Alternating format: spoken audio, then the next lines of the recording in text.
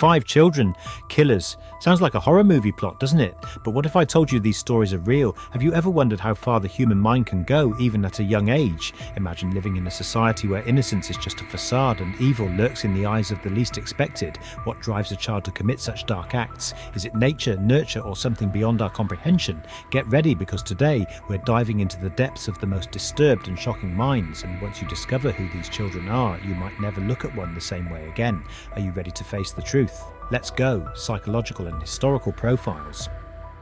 When we think of children, the first image that comes to mind is usually one of innocence and purity. However, history shows us there are disturbing exceptions to this rule. Analysing the psychological and historical profiles of children who became killers, it's crucial to understand the family and social context in which they were raised. Many of these young individuals grew up in environments marked by violence, neglect or abuse. Factors like the absence of a father figure, exposure to criminal behaviours and lack of emotional support can create fertile ground for developing violent behaviours. In some cases, these children may have been victims of severe bullying, which could trigger an extreme aggressive response. Besides the family and social environment, psychological factors play a significant role. Many of these young individuals exhibited signs of mental disorders early on. Conduct disorders, ADHD, and even childhood psychopathy are common diagnoses among these children. Early traumas, such as physical or emotional abuse, can leave deep marks on a child's psychological development. These traumas can lead to an inability to form healthy emotional bonds, resulting in a lack of empathy and an increased propensity for antisocial behaviours. Clinical diagnoses are essential for understanding the complexity of these cases. In many instances, psychiatric evaluations revealed that the children displayed concerning behaviours long before committing crimes. Some young individuals were diagnosed with childhood psychopathy, a disorder characterised by traits such as lack of empathy, manipulation and impulsive behaviour. Others were identified as having conduct disorder marked by a persistent pattern of violent behaviour and disregard for social norms. These diagnoses not only help us understand what might have driven these children to commit such extreme acts, but also are crucial for determining the type of intervention and treatment needed. Interruption for a moment to ask for your help. Please like, follow us, and click the bell so you can receive our videos and help the channel grow.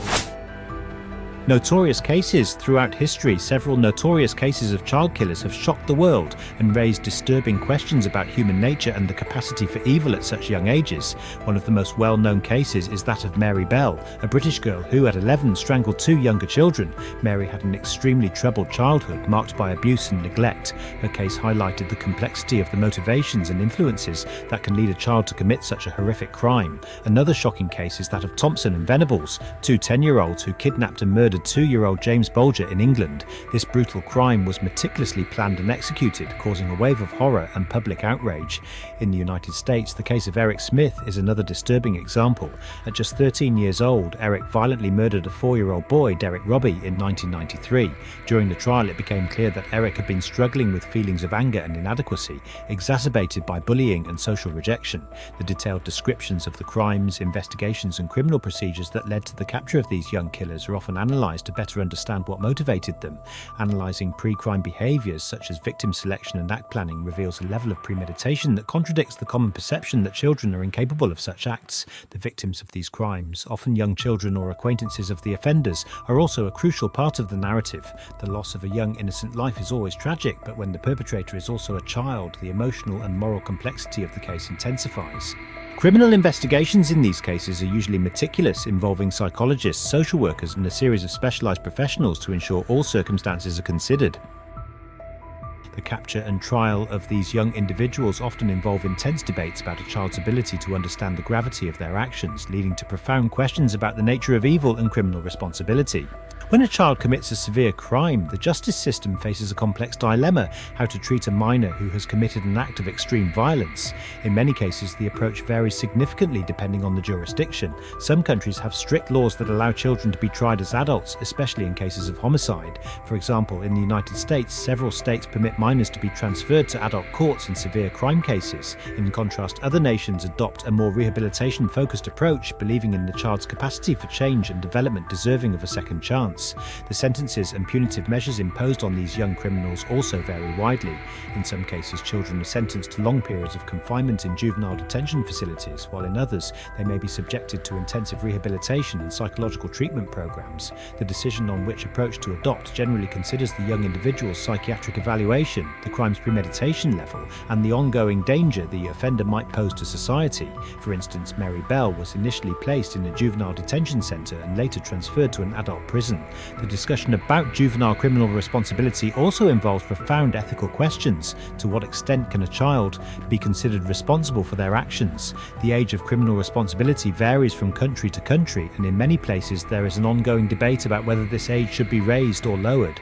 The case of Thompson and Venables in England raised questions about the capacity of 10-year-old children to fully understand the consequences of their actions. The complexity of these cases often leads to changes in policies and laws as society tries to balance the need for justice for victims with the belief in the potential for redemption and rehabilitation of young offenders. Haven't you liked the video yet? Aren't following us? And haven't clicked the bell yet? Please take a moment to do it now and help the channel grow so we can make more videos. The media coverage of child killer cases is often intense and sensationalist, significantly impacting public perception of these events. The media tends to exploit the shocking nature of these crimes, often aiming to boost ratings. This can lead to unbalanced coverage, where the focus is more on the macabre details of the crime than on the circumstances that led to its commission. The portrayal of these children in the media can shape public opinion in significant ways, often depicting young offenders as monsters or irreparable, which can influence judicial decisions and public policies. Public reaction to these cases is generally one of shock and indignation, especially when the victims are other children. Communities often demand swift and severe justice, which can pressure the judicial system to adopt more punitive measures. However, there are also voices advocating for a more compassionate approach, arguing that these children are, in many cases, products of extremely dysfunctional environments and deserve the opportunity for rehabilitation. Media coverage can therefore polarize public opinion, creating a heated debate about the best way to deal with these young criminals. The families of the victims and offenders are also profoundly affected by the social and media repercussions of these cases. The victims' families often become involuntary public figures, facing the pain of loss under constant media and public scrutiny.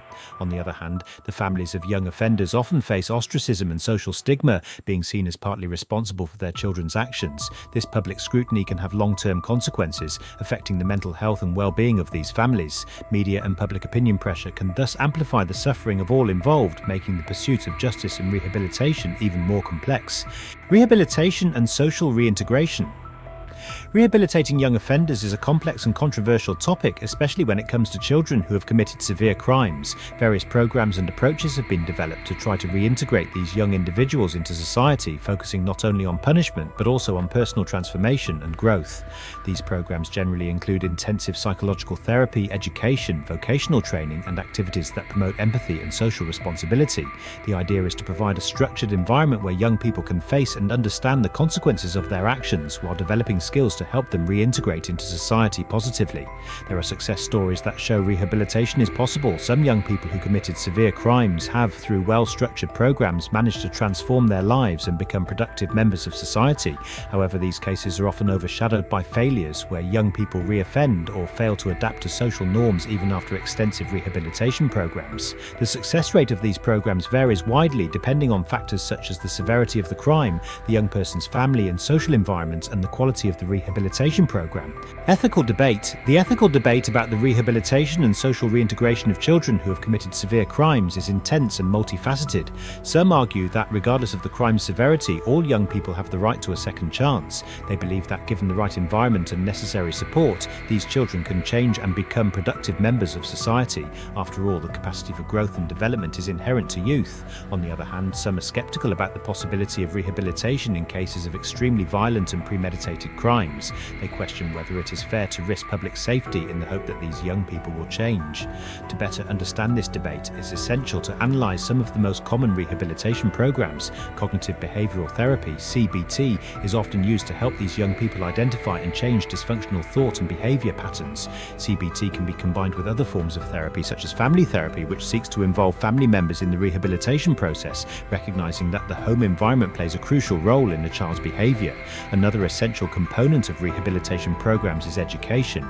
Many young offenders come from backgrounds where formal education has been neglected or interrupted. Providing a structured educational environment can equip them with practical skills and help restore a sense of normalcy and purpose in their lives. Additionally, vocational training programs can prepare these young individuals for the job market, offering them a viable alternative to crime. However, rehabilitation is not a magical solution. The challenges are many and resources are often scarce. For example, juvenile detention facilities often face overcrowding and lack of funding, which can limit the effectiveness of rehabilitation programs. Moreover, reintegrating these young people into society is often hindered by social stigma. Even after completing rehabilitation programs, many ex-offenders face discrimination and lack of opportunities, which can lead them back to the cycle of violence and crime. There are successful cases of rehabilitation, but they are rare and often require a level of support that is not always available. A notable example is of a young person who, after committing a severe crime, spent several years in an intensive rehabilitation program that included therapy, education, and vocational training. Over time, he managed to reintegrate into society and became an active advocate for juvenile justice reform. This type of transformation is inspiring, but also highlights the need for adequate resources and a robust support system. Despite the challenges, the idea of rehabilitation should not be discarded. The potential for change and growth is a fundamental part of human development. However, this does not mean that all young offenders will succeed in their rehabilitation efforts. Balancing the need to protect society with the opportunity for rehabilitation is delicate and requires a careful and well-informed approach. And now we've reached the end of this disturbing list of the 5 deadliest child killers the world has ever known. But before we say goodbye, let's reflect on these stories. What drives a child to commit such monstrous acts? Is it possible to identify the signs before it's too late? And if these children had received the necessary help, would their fates have been different? These are tough questions, but they are crucial for understanding the complexity of the human mind and perhaps preventing future tragedies. What do you think? Which of these stories shocked you the most? Leave your comment below and share your opinion. Were these children entirely responsible for their actions, or were they victims of the circumstances in which they grew up? Additionally, if you know of any other stories of child killers that we didn't mention here, tell us. Who knows, maybe we'll do a part 2 exploring even more of this dense and unsettling topic. And remember, the world is full of mysteries and dark secrets, and here at Mysterious Tales, we're always ready to uncover each one. So keep following us because we have many more chilling stories to share with you. And before you go, here's a question for you to ponder until our next meeting. Does evil exist within us from birth, or is it cultivated by the experiences we live? Let's reflect on this together and meet again in the next video. Leave a comment telling us what you liked and what you didn't like, so we can improve our stories. And also, leave a comment with a suggestion for a new story theme. And please like the video, follow us, and click the bell. Thank you very much, and see you in the next video.